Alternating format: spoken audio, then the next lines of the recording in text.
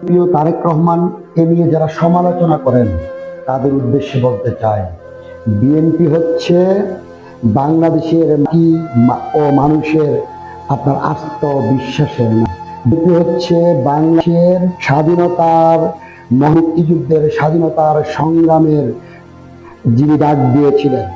যখন তৎকালীন বাংলাদেশের অবিসংবাদিত নেতা মরহুম শেখ মুজিবুর রহমান স্বাধীনতার যুদ্ধের ঘোষণা না দিয়ে 7.5 কোটি মানুষকে মৃত্যুর মুখে ফেলে দিয়ে পাকিস্তানিদের হাতে আত্মসমর্পণ করে নিরাপদে আশ্রয় নিয়েছিল পাকিস্তানে, যখন তৎকালীন রাজনৈতিক নেতৃবৃন্দ নিরাপদে ভারতে গিয়ে আশ্রয় নিয়েছিল, যখন এই 7.5 কোটি মানুষ দিক বেদিক ছুটে বেরিয়েছিল বাঁচার জন্য, তখন এই বাংলাদেশের 7.5 কোটি মানুষকে বাংলাদেশের স্বাধীনতা এবং সার্বভৌমত্বের আপনার লক্ষ্যে বাংলাদেশের মহান স্বাধীনতার ঘোষণা দিয়েছিলেন। ইউনিয়নের বাসিয়ানার মতো সারা বাংলাদেশে বিস্ফোরিত হয়েছিল আমাদের সেই মহান নেতা, স্বাধীনতার ঘোষক, বাংলাদেশের প্রথম প্রেসিডেন্ট, রণাঙ্গনের বীর মুক্তিযোদ্ধা শহীদ প্রেসিডেন্ট জিয়াউর রহমানের নেতৃত্বে। জিয়াউর রহমান বাংলাদেশি জাতীয়তাবাদকে সামনে রেখে প্রতিষ্ঠিত করেছিল। বাংলাদেশের আন্দোলনে অংশগ্রহণ করেছে। নবীর আন্দোলনে তৎকালীন স্বৈর শাসকের স্বাদের বিরুদ্ধে আপসহীনভাবে লড়াই করে গিয়েছে দেশনেত্রীর নেতৃত্বে, সাবেক 3 বারের প্রধানমন্ত্রীর নেতৃত্বে, বেগম খালেদা জিয়ার নেতৃত্বে এই বিএনপি আপনার হচ্ছে গত 17 বছর এই শেখ হাসিনার রেজিম, ফ্যাসিস্ট, ভোট চোর, ভোট ডাকাত শেখ হাসিনার বিরুদ্ধে আপনার গত 70 বছর রাজপথে দুর্বার আন্দোলন করেছে। এই আন্দোলন করতে গিয়ে বিএনপির কেন্দ্রীয় সাংগঠনিক সম্পাদক, সাবেক এমপি, সিলেটের মাটি ও মানুষের নেতা, যিনি টিপাই বাদের বিরুদ্ধে কথা বলেছিল, ভারতের অগ্রাসনের বিরুদ্ধে কথা বলেছিল, এমডি হাসানি গুম হয়েছে, চৌধুরী আলম গুম হয়েছে, লাকসামের এমপি হিরু গুম হয়েছে, দিনার জুনেদ, আনসার আলী সহ অসংখ্য আপনার 6 থেকে 7 শতাধিক নেতাকর্মী গুমের শিকার হয়েছে। বিএনপি এই শেখ হাসিনার রেজিমের বিরুদ্ধে আন্দোলন করতে গিয়ে বিএনপির 4,500 নেতাকর্মী আপনার হচ্ছে বিচার বহির্ভূত হত্যার শিকার হয়েছে। এই শেখ হাসিনার রেজিমের বিরুদ্ধে আন্দোলন করতে গিয়ে বিএনপির চেয়ারপারসন, সাবেক 3 বারের প্রধানমন্ত্রী, বিএনপির ভারপ্রাপ্ত চেয়ারম্যান থেকে শুরু করে বিএনপির মহাসচিব থেকে শুরু করে 30-60 লক্ষ নেতাকর্মী শত শত মামলার আসামি হয়েছে।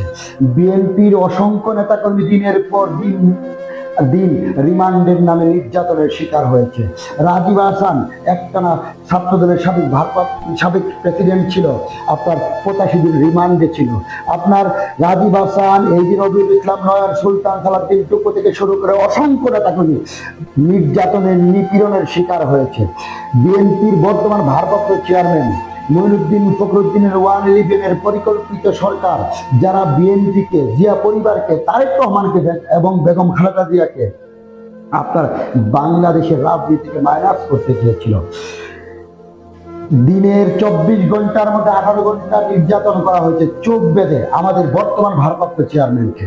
মেরুদণ্ডের হাড্ডি ভেঙে দেওয়া হয়েছে।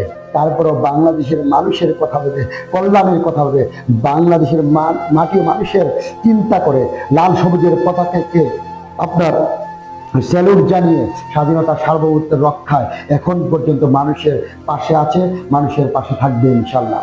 তারেক রহমান হচ্ছে পূর্ব আকাশের লাল দিগন্তের লাল সূর্য। তারেক রহমান হচ্ছে এই বাংলাদেশ তথা বিশ্ব গণতন্ত্রের আপনার হচ্ছে আপসহীন সেনাপতি। তারেক রহমান হচ্ছে বাংলাদেশের মানুষের আস্থা বিশ্বাসের নাম। তারেক রহমান হচ্ছে আমাদের মতো বাংলাদেশ জাতীয়তাবাদী, আপনার হচ্ছে বাংলাদেশি জাতীয়তাবাদী আদর্শের যারা বিশ্বাস করে তাদের নয়নের মণি। তারেক রহমান হচ্ছে বাংলাদেশের তারুণ্যের স্পর্ধিত অহংকার। তারেক রহমান হচ্ছে স্বাধীনতা এবং সার্বভৌমত্বের কাস্টোডিয়ান। তারেক রহমান হচ্ছে বাংলাদেশের প্রত্যেকটি মানুষের কাছে আস্থার নাম। তারেক রহমান হচ্ছে বাংলাদেশের গণতন্ত্রের আপনার হচ্ছে অগ্রসরী। তারেক রহমান হচ্ছে এই ফ্যাসিজম, ফ্যাসিবাদ, খনি, ভোট ডাকাত, ভোট চোর এবং গণহত্যার নির্দেশদাতা শেখ হাসিনাকে বিদায়ের মূল বিপ্লবী নেতা তারেক রহমান হচ্ছে আগামী দিনের বাংলাদেশের প্রধানমন্ত্রী। তারেক রহমান যেদিন বাংলাদেশে আসে, তারেক রহমান যেদিন ঢাকা এয়ারপোর্টে জিয়া ইন্টারন্যাশনাল এয়ারপোর্টে নামবে, সেদিন তারেক রহমানকে রিসিভ করতে লক্ষ কোটি জনতা ঢাকা শহরে ভিড় করবে। সেই দিন বুঝতে পারবেন তারেক রহমান কি। আজকে তারেক রহমানকে নিয়ে সমালোচনা করার আগে নিজের পায়ের নিচের মাটি দেখেন আছে কিনা। আজকে মনে করেছেন 36 দিনের আন্দোলনের মধ্য দিয়ে কোনোদিন জেল খাটেন নাই, কখনো মামলার শিকার হন নাই, বাড়ি ছেড়ে পালিয়ে ঘুমান নাই। 36 দিনে আপনার এই বাংলাদেশ হচ্ছে কবল থেকে মুক্ত করেছেন। এটি অসম্ভব, এটি 17 বছরের আন্দোলনের ফসল। এই বিএনপি কিংবা তারেক রহমানের নির্দেশে যদি জাতীয়তাবাদী শক্তি এই ছাত্র জনতার আন্দোলনে আপনার না থাকতো, তাহলে 1 মিনিটও বাংলাদেশের মাটিতে শেখ হাসিনার বিরুদ্ধে লড়াই করে টিকে থাকতে পারবে না। তাই তারেক রহমানের বিরুদ্ধে কথা বলার আগে সাবধান হয়ে যান। ক্ষমতার স্বপ্ন দেখতেছেন, এমপি হবেন, মন্ত্রী হবেন, বি কেয়ারফুল। কারণ বাংলাদেশের মানুষ জিয়া পরিবার, শহীদ জিয়াউর রহমান এবং বেগম খালেদা জিয়া এবং তারুণ্যের স্পর্ধিত অহংকার বাংলাদেশের আগামী দিনের প্রধানমন্ত্রী জনাব বাংলাদেশের এই 20 কোটি মানুষের আস্থা এবং সেনা, বাংলাদেশের স্বাধীনতা এবং সার্বভৌমত্বের আপনার সাথে ওতপ্রোতভাবে জড়িত হচ্ছে এই জিয়া পরিবারের নাম। বাংলাদেশের গণতন্ত্রের নাম নেওয়ার আগে জিয়া পরিবারের নাম নিতে হবে।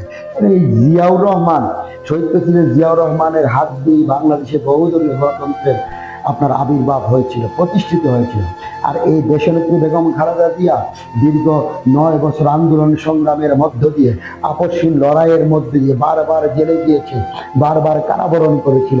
তারপরেও কিন্তু গণতন্ত্রের প্রতিষ্ঠার লক্ষ্যে আন্দোলন চালিয়ে গেছে। তাই বর্তমান সরকারকে স্পষ্টভাবে বলতে চাই, আপনাদের এই অন্তর্বর্তীকালীন সরকারের প্রতি বিএনপি তথা বিএনপি পরিবারের সমর্থন অব্যাহত রয়েছে, থাকবে ইনশাআল্লাহ। অনতিবিলম্বে বাংলাদেশে একটি সুষ্ঠু নির্বাচনের ব্যবস্থা করুন।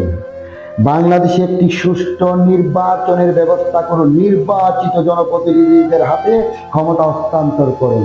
তারেক রহমান আসবে, জিয়া ইন্টারন্যাশনাল নামবে, লক্ষ কোটি জনতা তাকে বরণ করবে, ফুল দিয়ে স্বাগত জানাবে। কোটি কোটি মানুষ তার অপেক্ষায় রয়েছে। তারেক রহমান আসবে বীরের দেশে বাংলাদেশে। যেদিন তারেক রহমান আসবে, তারেক রহমান সেই দিন থেকে বাংলাদেশ নামক রাষ্ট্র পরিচালনা করবে। আল্লাহ।